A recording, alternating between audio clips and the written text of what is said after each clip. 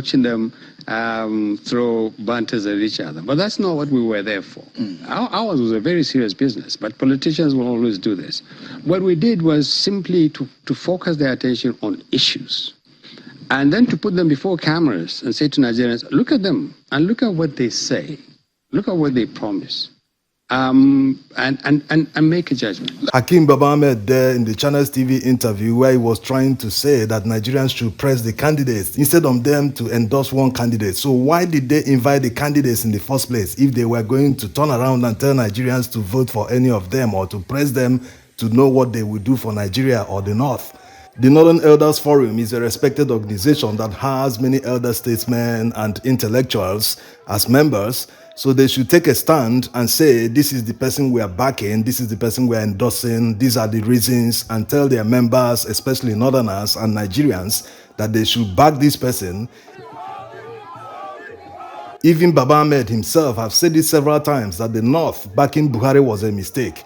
Except they are under pressure from any quarter, they should make a decision, they should take their stand. They cannot be reverting it to Nigerians to say, okay, press them to find what they will do, press the candidates. No.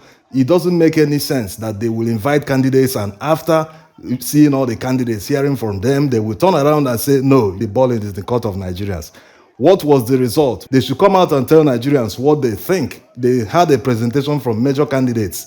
Or maybe Kwankwaso was right after all. He gave a reason for boycotting the event. He said that there was a plan to adopt a particular candidate, that there's no need for his participation. And there have been rumors that Kwankwaso have been under pressure to step down for Atiku.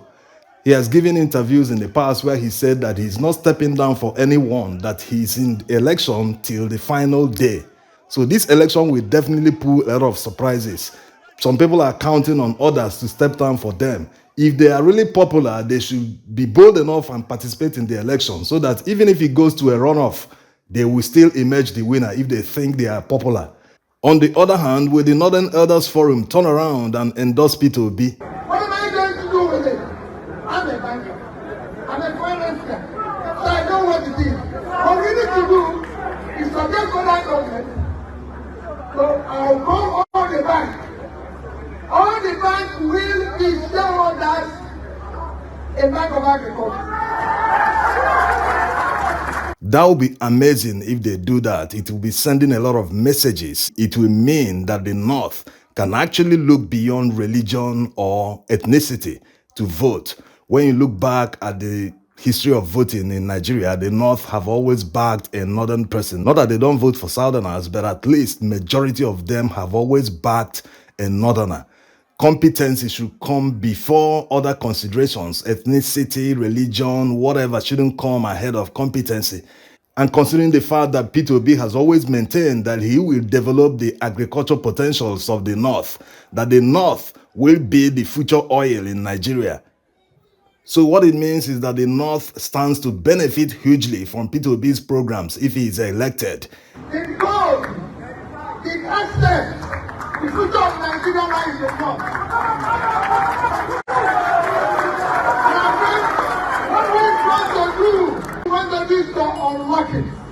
We must unlock this greatness. Imagine the heights Nigeria can achieve if we are able to do away with tribalism. Everyone is guilty of it. What really separates the multi-ethnic groups in Nigeria is just language. We are all of the same race.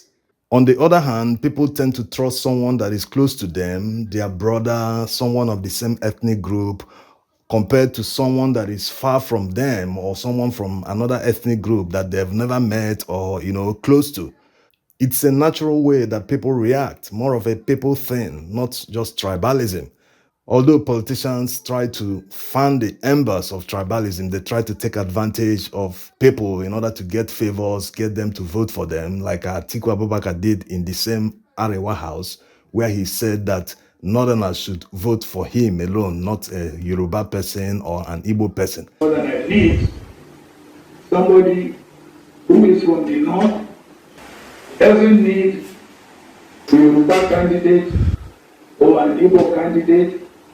This is what Northern is. So politicians try to take advantage of the tribalistic tendencies in people in order to win election. But this time around, people shouldn't be deceived. It has never worked. The fact that your brother or someone from your ethnic group is in power doesn't necessarily mean that your environment, your community, your state will be developed. It doesn't work that way. Nigeria is a federation. No one can just concentrate on his homeland and be developing that area alone. It doesn't work. Not just physical development. What about security? What about human development? It doesn't work. So people should focus on competence, people they can trust, just like P2B have always been saying. But when we are selling knives, who among us will you trust? It is a trust issue. Who among us will you trust? We want a character we can trust next year. Who is more competent? Election next year must be on character we can trust. It's a matter of trust. Look at their antecedents, what they've done in the past, how they've managed public money. When you look at all this, then convince yourself who you think should be the best person to follow, not just listening to politicians and others, I don't know if he said, I signed over 10,000 CFOs. Go and ask if you see one line that any other is allocated to P2B, come and start campaigning. When I left the place, I left the National Bank. It's a bank in Nigeria. I left the National Bank $60 billion and over 10 billion naira. I left the Diamond Bank $50 billion and over 10 billion naira. I left the Fidelity Bank $50 billion and over 10 billion naira. Until today, Arewa have never paid me 1 naira as gratuity of pension. I left 8 years ago. You can go and verify it.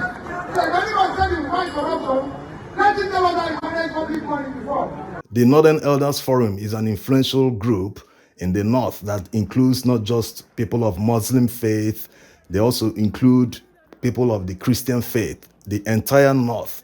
So if they ever do that, if they eventually back P2B, that they understand that there should be equity and fairness in the Nigerian project.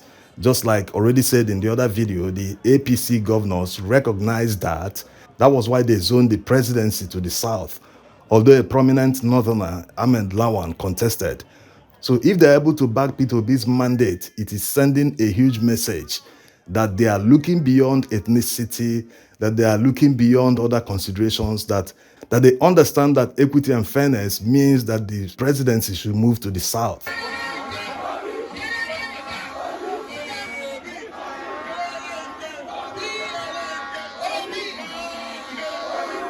Maybe if P2B is elected, maybe if he performs in office, it will make Nigerians to lose interest in who becomes the president. Yes, because if people are busy, they are hugely employed, they earn their money in the private sector, no one will bother who is the president. No one will want to know who is the president, who is controlling this, who is controlling that. Once the country is working, people are earning good wages, they don't bother about security, they don't bother about many things. They won't want to know the ethnicity of who is ruling them. What they'll be looking at is this person competent? Can he do what the last person did? Can he continue the projects of the last person that they experienced? So just like in the early days in the Nigerian project, in the First Republic, Second Republic, very few people were interested in politics because the majority were, living their good lives. The minimum wage, about 120 naira then, was enough to take many people home. When you earn that salary, you're able to pay for your house rent. You're able to, have a few cartons of beer in your fridge. You're able to, solve a lot of problems with just that 120 naira. Unlike now that inflation has taken over everywhere, the naira is exchanging about 800 naira to $1. So the inflation is just haywire.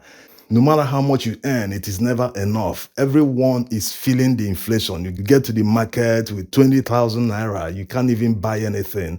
You'll be looking at yourself, was I robbed or did any pickpocket pick my pocket? So everyone is feeling the inflation. Agricultural export, including winter, in in 2021 is 106 billion euros. When you multiply by dollars, $120 billion. If United States can do 1% of that, it's $1.2 billion. And 650 is about 750 billion naira. That's 5 times their budget. But I want it for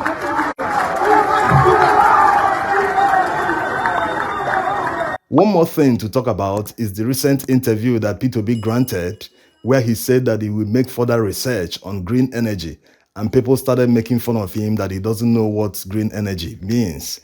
It doesn't look like people understood what P2B did. Oh, come on. How can P2B don't know about green energy?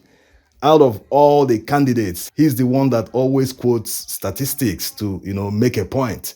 In fact, it is the same statistics that P2B used when he was governor in Anambra State to uplift the HDI in Anambra. By the time he left, Anambra had one of the highest HDI in Nigeria. But Anambra State was number one when it ended. They got be number one, go to our schools. Our schools was closed for 2 years. One of the candidates mentioned it, said it everywhere. But today, go number one, we are number one, 2011, 12, and 13. All I can say is, go and verify what we ever do there. So what it looks like is the fact that P2B does not want to make a commitment to whatever green energy deals that Nigeria have signed in the past, because green energy is an expensive endeavor.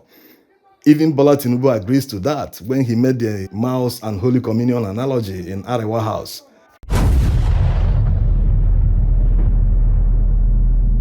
So going 100% green for an emerging economy like Nigeria will be an expensive adventure, considering the fact that we have abundance of oil and gas that we use to build our economy first, like the Western countries did before we start transitioning to green energy. Green energy is very, very expensive. Even in Western countries, not all politicians agree to the global warming, all the effects on the environment and pollution. So it will be an expensive adventure for Nigeria to embark 100% green now. It will prevent us from growing at the rate we are supposed to grow, considering our population.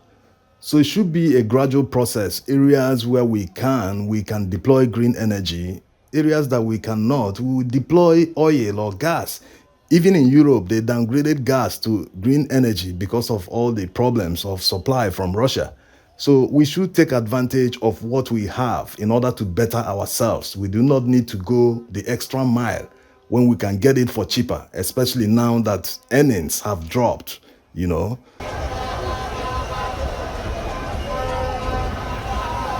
All right, make sure to subscribe to our channel if you haven't and enable notification. Thank you for watching.